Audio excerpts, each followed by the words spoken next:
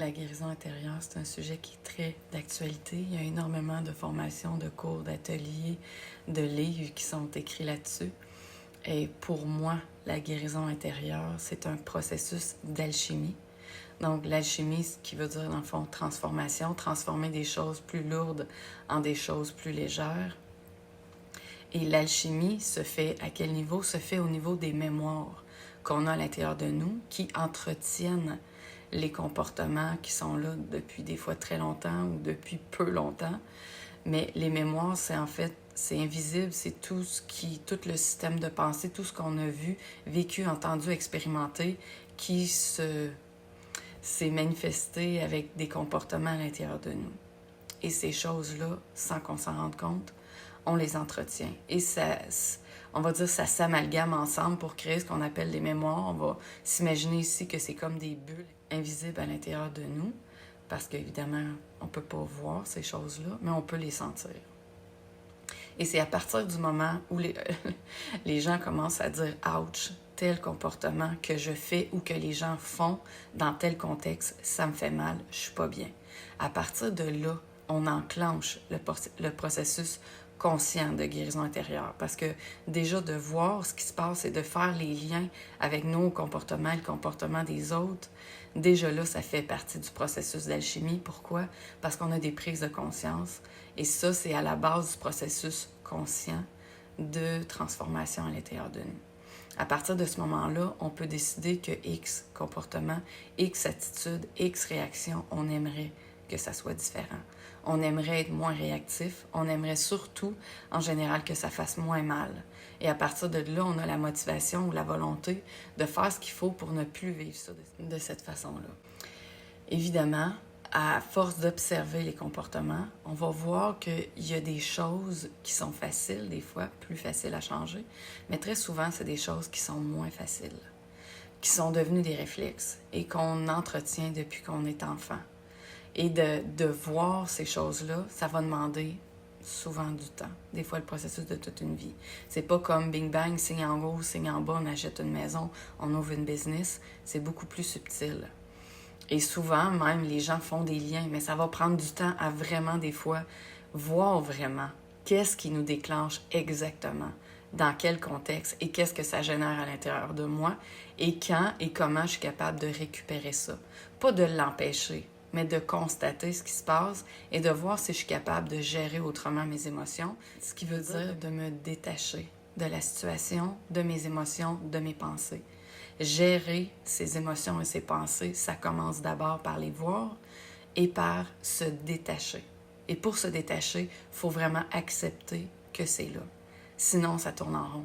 Tant qu'on n'accepte pas, qu'on n'est pas capable d'avoir un certain recul, donc un détachement sur la peur, le doute, l'anxiété, l'insécurité, la comparaison, etc., la honte, peu importe ce qu'on est en train de vivre, tant qu'on n'arrive pas à prendre du recul puis à se détacher, c'est comme si c'est comme si on est en symbiose avec nos émotions et nos pensées, alors que ce n'est pas nous, c'est quelque chose qu'on vit, qu'on a vécu déjà, c'est une réaction, mais ce n'est pas nous dans notre fort intérieur, dans notre âme, on va dire, intrinsèquement. C'est quelque chose duquel on s'est habillé, on va dire, pour vivre des expériences. Donc, on peut prendre du recul. Cette situation-là est donc arriver à changer nos comportements, arriver à dire, OK, dans quel contexte je ne suis pas obligée de réagir aussi fortement. Oui, à l'intérieur, ça se peut que ça me fasse mal, c'est certain.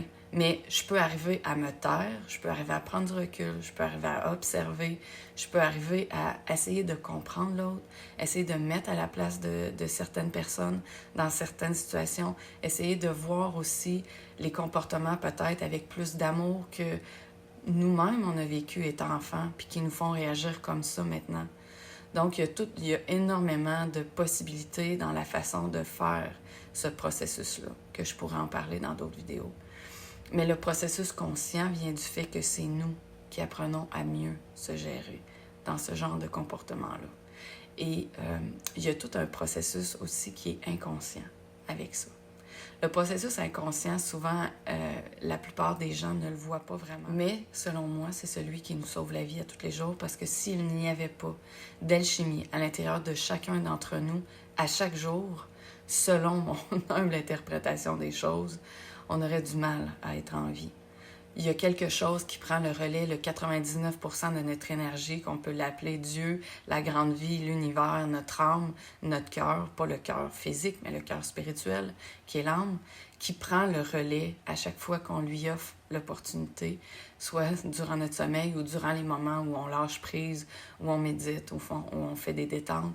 Mais durant ces moments-là où il y a une possibilité de pouvoir alchimiser des choses, où est-ce qu'on laisse le mental et l'émotionnel tranquille quelques minutes. C'est pas tout le temps évident parce que on est tout le temps dans le turbo-réacteur mental émotionnel, la plupart d'entre nous, depuis longtemps, et c'est valorisé, et on est comme surentraîné à ça depuis qu'on est petit, à être là-dedans. Quand on arrive à prendre ces moments-là de pause, on accélère grandement le processus de guérison intérieure qui est à l'intérieur de nous, qui va favoriser énormément tous les comportements conscients, toute la partie consciente qu'on veut faire, si on permet à la partie inconsciente en nous, qui est notre énergie qui attend que ça, qu'on se tourne vers cette partie-là de nous pour la laisser prendre le relais, pour nous aider, parce qu'on n'est jamais seul dans ce processus-là. Même si nous, on pense qu'on est vraiment en contrôle, qu'on pense qu'on domine la situation, puis qu'on est capable de tout transformer par nous-mêmes, puis qu'on n'a pas besoin d'aide, c'est faux. Si ce n'était que de cette partie-là, il y aurait très peu de transformation, on aurait beaucoup de mal à s'en sortir. C'est cette partie-là à l'intérieur de nous qui est libre, de notre système nerveux, de toute notre énergie qui nous aide à transformer ces choses-là à l'intérieur de nous.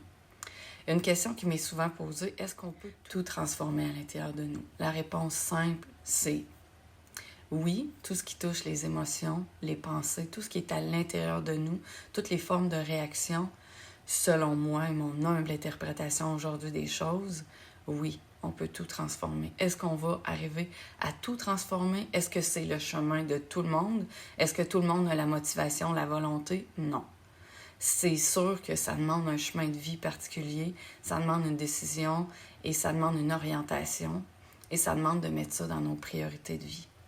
Et ça demande surtout l'ingrédient de base d'avoir un réel lâcher-prise et une réelle acceptation de ce qui se passe à l'intérieur de nous et à l'extérieur de nous et de qui on est vraiment.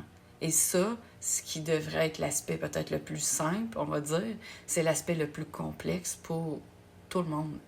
Parce que ça demande d'aller vraiment au fond de son cœur pour se libérer finalement de tout ce qui nous empoisonne, de tout ce qui est là, qui prend l'espace, qui essaye de nous dominer ou de nous donner une autre orientation, ce qui fait finalement que ça nous auto-manipule à l'intérieur de nous et ça nous empêche de découvrir qui on est vraiment.